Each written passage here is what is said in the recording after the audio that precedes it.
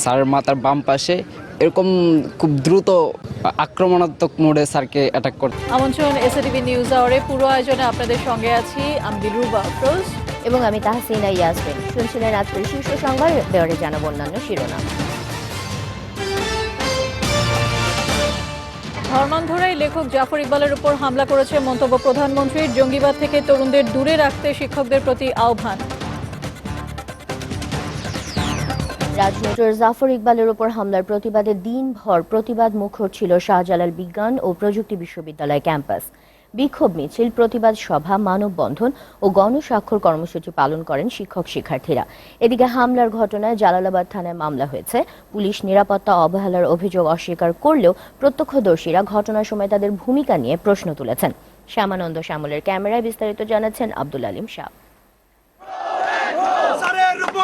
প্রিয় শিক্ষক জাফর ইকবালের উপর সন্ত্রাসী হামলার প্রতিবাদে সকাল থেকে ক্যাম্পাস জুড়ে চলছিল বিক্ষোভ মিছিল ও মানববন্ধন। দিনভর ক্যাম্পাসে নানা প্রতিবাদী কর্মসূচি পালন করেন শিক্ষক, শিক্ষার্থী, কর্মকর্তা ও কর্মচারীরা। বিশ্ববিদ্যালয়ের বিভিন্ন বিভাগ ও সংগঠন দফায় দফায় নানা কর্মসূচি পালন করে। এ সময় শিক্ষার্থীরা জানান, হামলার ঘটনায় ক্যাম্পাসে সহিংস কোনো কর্মসূচি দিতে বারণ করেছেন ডক্টর মোহাম্মদ জাফর ইকবাল।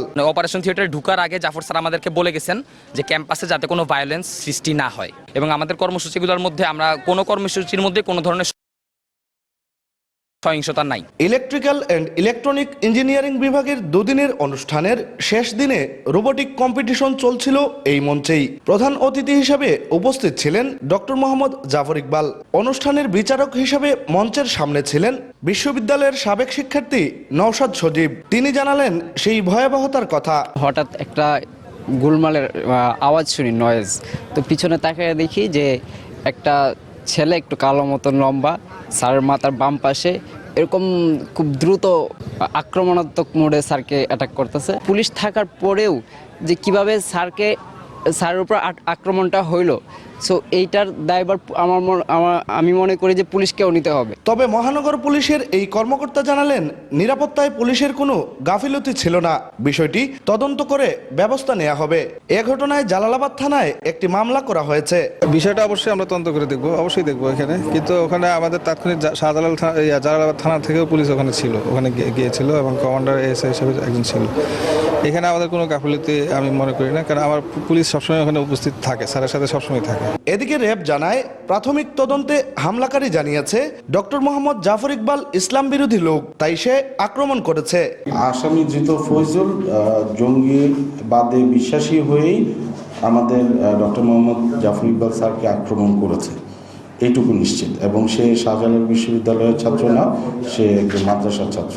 আর বিশ্ববিদ্যালয়ের শিক্ষকরা জানালেন, তিনি কখনোই ধর্মের বিরুদ্ধে কথা বলেননি। ধর্মীয় মানুষজনকে যদি উনি পছন্দ না করতেন তাহলে কিন্তু আমাদের উপরে রিলাই করতে পারতেন না। আমার খুব দৃঢ় বিশ্বাস ছিল যে সারা দেশে যাই হোক না কেন জাফর স্যারের উপরে কোনো হামলা হবে না। কারণ হচ্ছে জাফর স্যার, তোমরা একটু খেয়াল করো, জাফর স্যার কিন্তু ধর্মের বিরুদ্ধে কথা বলেন না।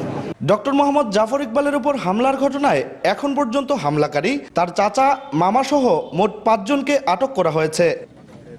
আব্দুল আলিম শাহ, এসএটিভি, সিলেট। ডক্টর জাফর ইকবালের উপর হামলার প্রতিবাদে সিলেটে বিক্ষোভ মিছিল ও মানববন্ধন করেছে নর্থ ইস্ট ইউনিভার্সিটি বাংলাদেশ এবং মেট্রোপলিটন ইউনিভার্সিটির শিক্ষক শিক্ষার্থীরা।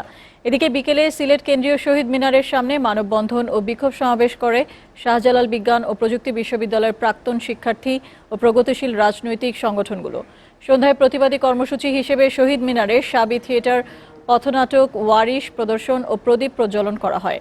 অপরদিকে বিকেলে বিশ্ববিদ্যালয়ের উপাচার্য ফরিদুদ্দিন আহমদ এক সংবাদ সম্মেলনে ডক্টর জাফর ইকবালের উপর হামলার তীব্র নিন্দা জানানোর পাশাপাশি পুলিশের গাফিলতির অভিযোগ তুলে ধরেন।